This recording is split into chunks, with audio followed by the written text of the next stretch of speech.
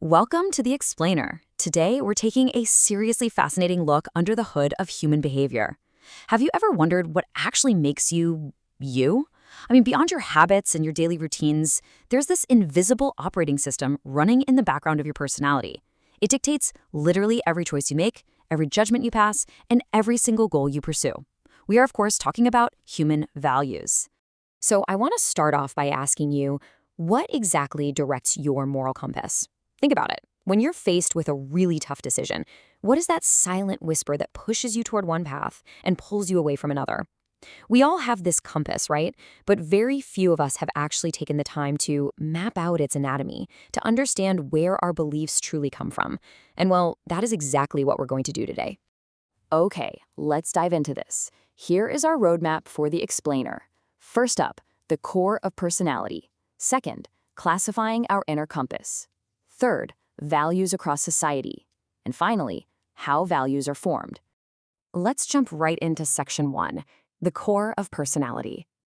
Before we can categorize our values, we need a baseline. You see, a value is fundamentally different from an attitude. Values are stable, enduring standards. They're basically the self-managing core of your personality. An attitude, on the other hand, that's just a reaction to a specific thing. For example, you might have a super negative attitude about a new tax policy, but your deep underlying value of universal justice never wavers. Plus, values aren't just intuitive or biological. We acquire them from our surroundings through participatory learning over time. But wait, here's a really critical nuance. Our operating system is stable, sure, but a massive shock can reboot the entire machine overnight. History gives us some incredible examples of this. Think of Ashoka, the ancient Indian emperor. His entire value system violently shifted toward peace and nonviolence after witnessing the sheer brutality of the Klinga War. Similarly, historical figures like Angulimal and Valmiki experienced profound, life-altering shifts in what they valued most. So values endure, but they aren't totally immune to the shockwaves of life. Moving on to section 2, classifying our inner compass. Now, what's really interesting about this is how researchers have categorized our complex behaviors into these fascinating dualities.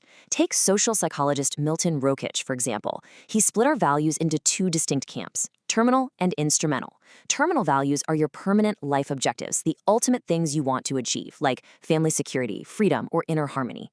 Instrumental values, on the other hand, are the specific modes of behavior you use to actually reach those terminal goals, things like courage, hard work, or patience. Basically, think of terminal as the destination and instrumental as the vehicle getting you there. Let's bounce over to another duality, intrinsic versus extrinsic values. An intrinsic value is the goal itself. It has inherent worth. Think true happiness, peace, or courage. Extrinsic values, those are just your stepping stones. They're obtained through the acquisition of another intrinsic value and are really only useful as a means to an end. For instance, being honest in a business deal is an extrinsic value you use in that specific moment to serve your much deeper intrinsic value of total integrity. Then, we have to balance the self with the world. Personal values are those vital to your individual well-being. Your need for self-respect, a comfortable life, or personal freedom. Social values look outward. They're crucial for the well-being of other people. This includes things like equality, social justice, national security, and world peace. We are constantly, and I mean constantly, navigating this tension between what we owe ourselves and what we owe our society. And let's clear up a pretty common misconception right now. Just because you have values absolutely doesn't mean you're a saint. We have moral values, which promote right action and honesty, but we also have immoral values, like unbridled greed, which lead directly to wrong action and corruption. And then we have amoral values.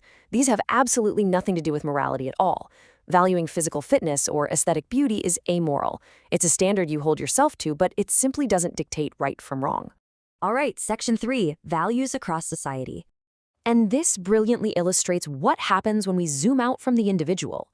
Values permeate our collective lives on a massive scale. Society isn't just a collection of people, it's a huge interwoven web of institutional values. Our institutions are propagating them constantly, from constitutional values like justice and secularism, to political values like democracy, to economic values focused on profitability, all the way down to aesthetic values in art and music. Because society is so incredibly diverse, your environment heavily dictates your focus. Different societal groups naturally prioritize entirely different values based on their survival needs and daily realities. For example, Tribal communities often place the absolute highest value on the conservation of the forest and nature. The business class, conversely, operates heavily on values of profit and risk. The service class prioritizes stability, while communist groups might heavily prioritize equality and justice. We can really see this play out like a connected story when we look at specific roles. Let's start with the leader. While fundamental human values like truth and peace apply to all of us, a true leader must embody a very specific subset: a profound love for justice, absolute selflessness, and unwavering courage. These are the absolutely crucial tools required to guide a group effectively into the unknown. But a leader needs someone to actually run the machine, right? Enter the administrator. They don't necessarily need to be bold, courageous visionaries. Their compass points towards strict discipline, non-discrimination, lawfulness, and loyalty. They're the guardians of the structure, ensuring the system operates fairly and efficiently day in and day out. And then, literally banging on the administrator's door, we have the reformer. Their operating system is entirely different. It's fueled by reason, contentment, humanism, dignity for all, and social equality. They are actively trying to disrupt and change the very system the administrator is protecting. It's a fascinating clash of values, but they're all entirely necessary to keep society moving forward. Let's move to and see how this all builds together in our final section: how values are formed. We know what values are, and we see how society uses them. But how do they actually get programmed into our brains in the first place? Well, the answer is socialization. We don't invent our moral compass in a vacuum. We form them as a direct result of interacting with our parents, religious institutions, friends, personal experiences, and our broader socioeconomic conditions.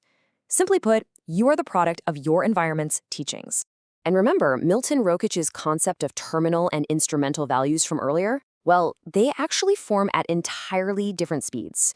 Your terminal values, your ultimate life goals like peace or freedom, develop slowly over a long period of time. They're slow burn. But your instrumental values, the behaviors you use day to day, are highly influenced by your immediate circumstances. You might temporarily value aggressiveness if your current environment demands it to survive, even if your ultimate long-term terminal value is peace. To truly map out this chronological timeline, we look to psychologist Lawrence Kohlberg. He found that our moral compass fundamentally upgrades its software in three main life stages: the pre-conventional stage from birth to preschool, the conventional stage from school through higher education, and the post-conventional stage, which kicks in after college life. It is so fascinating to watch this evolve. As a toddler in the pre-conventional stage, your values are incredibly simple: obey to get a reward or avoid a timeout. In the conventional school years, you shift to conformity. Your values are all about fitting in, maintaining social order, and respecting authority. Finally, in the post-conventional adult stage, you upgrade to a social contract. You start valuing universal ethical principles, developing a compass that might even challenge the very rules you grew up with. Which brings us to our final thought for this explainer. We've seen that your values are acquired, shaped by your society, dictated by your role, and ingrained through years of psychological development. So I leave you with this question. Looking at your own moral compass today, are your values simply a product of your circumstances and upbringing, or are they truly your conscious choices? It's a heavy question for sure, but taking the time to answer it just might be the most valuable thing you ever do. Thank you for joining me, and keep questioning the world around you.